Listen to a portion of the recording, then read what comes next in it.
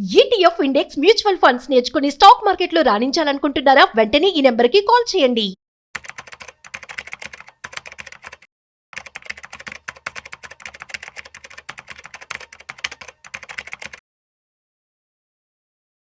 నమస్తే, welcome back to Suman TV. Present మనతో పాటు ఉన్నారు stock market analyst Sundararam Reddy గారు.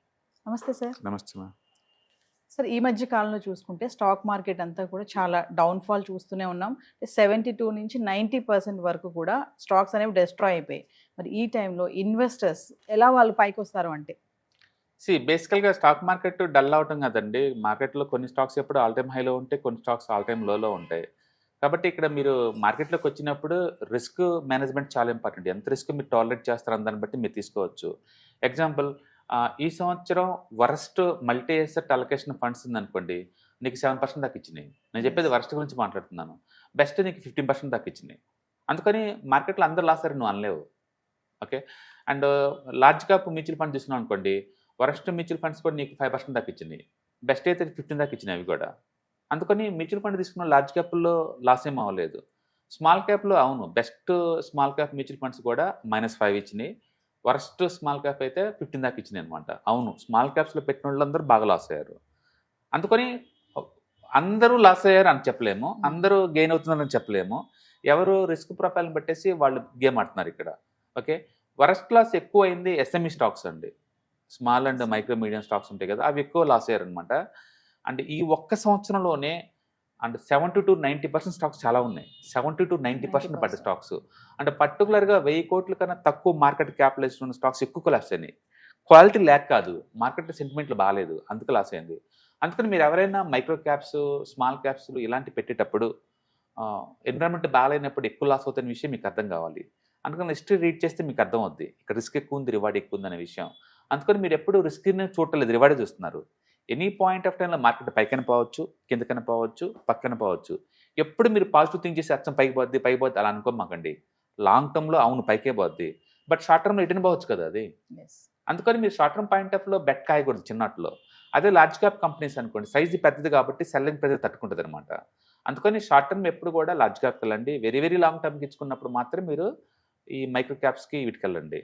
అందుకని మీరు ఎప్పుడైనా మైక్రో క్యాప్స్ జోలో వెళ్తున్నారంటే కనీసం ఒక 7 to 10 years టైం ఇవ్వాలి. నువ్వు అంత టైం ఇచ్చేలాగుంటే ఈ ప్లేస్కి రండి. రెండోది, ఇటు రిస్క్ ఎక్కువ, నువ్వు యాక్సెప్ట్ చేయాలి. ఒక స్టాక్ తీసుకుంటే రిస్క్ ఎక్కువ, అదే ఒక ప్యాక్ లాగా తీసుకుంటే రిస్క్ తక్కువ. అందుకని ఇండివిజువల్ స్టాక్స్ 90% పడ్డాయి. ఇదే మైక్రో క్యాప్ ఇండెక్స్ అనుకోండి, అది పడింది అంత ఆల్మోస్ట్ 18% పడింది. బట్ దీనిలాగా 90 అయితే పడలేదు కదా. అందుకని పబ్లిక్ నేను పుష్ చేస్తాను ఈటీఎఫ్స్కి, ఇండెక్స్ ఫండ్స్కి, మ్యూచువల్ ఫండ్స్ అంటే అందులో రిస్క్ తక్కువ, వీటిలో రిస్క్ చాలా ఎక్కువ ఇండివిజువల్ స్టాక్స్లో అనమాట. అందుకని మీరు కావాలని వీటిని పిక్ చేసుకుంటే తప్ప ఇంత లాస్ రాదు కదా. రెండోది అలొకేషన్ అనమాట. మీరు ఏదైనా స్టాక్ నచ్చినా సరే మీ టోటల్ పోర్ట్ఫోలియోలో ఒక 2 to 5% కన్నా ఎక్కువ అలొకేట్ చేయకూడదు. ఎక్కువ చేయటం వల్ల ఏంటంటే ఎక్కువ లాస్ వచ్చింది ఇలాంటి సిచ్యువేషన్ వస్తే. అదే తక్కువ పెట్టారనుకోండి తక్కువ లాస్ వస్తాయి. ఎగ్జాంపుల్ ఐఈఎక్స్ మనం చూసుకున్నాం అనుకోండి, one of the best company. Last 5 years return 0. ఆ stock Parag Parikh flexi cap దగ్గర ఉంది. టాప్ వాళ్ళు వెయిటేజ్ 0.9% దాంట్లో పెట్టారు, అంటే 1% స్టేక్ ఉంది దాంట్లో వాళ్ళకి. బట్ స్టిల్ వాళ్ళు లాస్ అవ్వలేదు కదా. అది ఈ సంవత్సరం బాగానే రిటర్న్స్ వచ్చినాయి కదా. మరి 5 సంవత్సరాలు 0 ఉన్న ఈ స్టాక్ని వాళ్ళు దగ్గర ఉంచుకొని కూడా స్టిల్ వాళ్ళు 50% ఎలా డెలివరీ చేశారంటే అలొకేషన్ తక్కువ ఉంది. వాళ్ళ మనీ అంతా ఒకే దాంట్లో పెడతలేదు వాళ్ళు. ఇలాంటి స్టాక్స్ వాళ్ళు 50-60 దగ్గర పెట్టేస్తున్నారు. మిగతా రిటర్న్స్ తోటి ఈ లాస్ గెయిన్ మేనేజ్ చేస్తారనమాట. అందుకని అలొకేషన్ ప్రొఫెషనల్ లెవెల్లో ఉండాలి. అండ్ రిస్క్ తగ్గాలంటే మీరు ఎప్పుడైనా ఒక ప్యాక్ లాగా డీల్ చేయడం బెటర్ అనమాట. అందుకని మార్కెట్లో అందరూ ఒకేలాగా లాస్ అవ్వరు. వాళ్ళు రిస్క్ ప్రొఫైల్ని బట్టేసి, మీరు తీసుకున్న ప్రొడక్ట్లను బట్టేసి మీకు లాస్ అవుతూ ఉంటుంది. అందుకని స్టాక్ మార్కెట్లో ఎక్కువ మంది లాస్ అవడానికి కారణం ఒకటి టైం ప్రెజర్. అంటే మీరు ఇంటర్డే గేమ్ ఆడుతున్నారు అనుకోండి, within the 6.5 hours game finish చేయాలి. ఈలోపు అది కింద పట్టడం స్టార్ట్ అయింది అనుకోండి, మీరు పెరిగిద్దులని హోప్ అంతే ఉన్నారనుకోండి, అది కింద పోతూ ఉంటుంది. టైం రాగానే క్లోజ్ అయిపోద్ది కాబట్టి మీ లాస్ ఉంటుంది. రెండోది లివరేజ్ ప్రెజర్.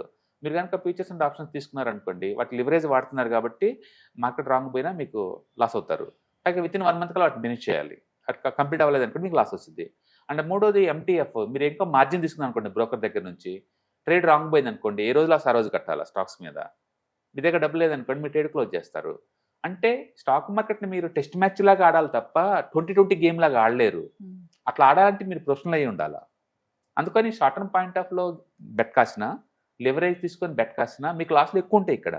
ఓకే. అంటే పర్టికులర్గా ఈ మైక్రో క్యాప్ స్మాల్ క్యాప్ కంపెనీల మీద కూడా పెట్టినా నీకు రిస్క్ ఎక్కువ ఉంటుంది.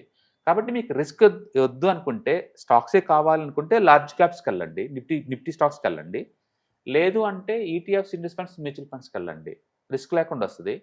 షార్ట్ టర్మ్ పాయింట్ ఆఫ్లో మార్కెట్ పట్ట మామూలు ఇష్యూ. లాంగ్ టర్మ్ పాయింట్ ఆఫ్లో మార్కెట్ ఆల్వేస్ అప్ సైడ్ పోతుంది అనమాట. అందుకని మీరు వెరీ షార్ట్ టర్మ్ పాయింట్ ఆఫ్లో మార్కెట్ అచ్చం పైకి పోద్దని బెట్ కాసే బదులు పైకి కానీ కిందకి కానీ సైడ్ వే కానీ పోవచ్చు. బట్ మీరు కనుక 4-5 ఇయర్స్ టైం ఇచ్చేస్తే మార్కెట్ ఖచ్చితంగా పైకే పోతుంది.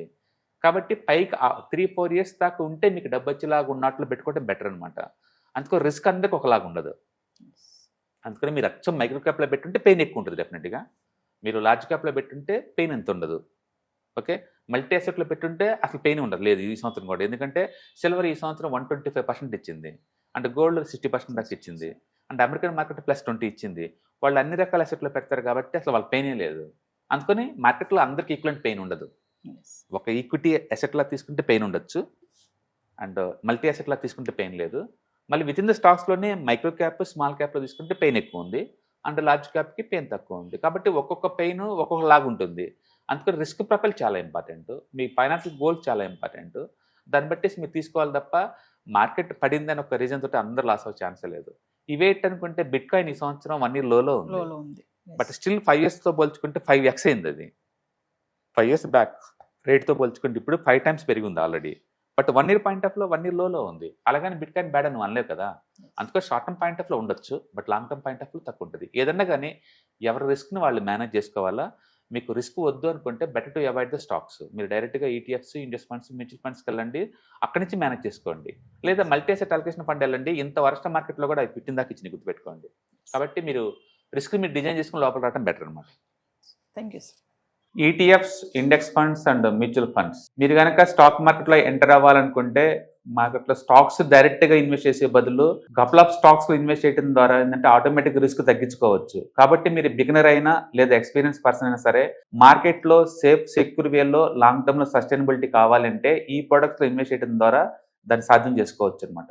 కాబట్టి మీకు ఎవరికైనా సరే ఈ ఈటీఎఫ్స్, ఇండెక్స్ ఫండ్స్, మ్యూచువల్ ఫండ్లో ఇన్డెప్త్ నాలెడ్జ్ కోసం అండ్ గైడెన్స్ కోసం ఈ ట్రైనింగ్ ప్రోగ్రామ్ అటెండ్ అవడం ద్వారా మీరు మనీ మేక్ చేసుకోవచ్చు. కాబట్టి మీకు ఇంట్రెస్ట్ ఉన్న పార్టిసిపెంట్స్ ఈ వీకెండ్లో జరిగే వెబినార్ అటెండ్ అవడం ద్వారా ఇందులో ETFs, index funds, mutual funds అంటే ఏంటి, వాటిని ఎలా మనీ మేక్ చేసుకోవాలి, వాటిని ఎలా మేనేజ్ చేసుకోవాలి, వాటి గురించి కాంప్రహెన్సివ్ ట్రైనింగ్ మీకు ఈ ప్రోగ్రాంలో అందించబడుతుంది. ఈ వీకెండ్లో జరిగే ఈ ప్రోగ్రామ్కి ఎన్రోల్ చేసుకోండి. Thank you.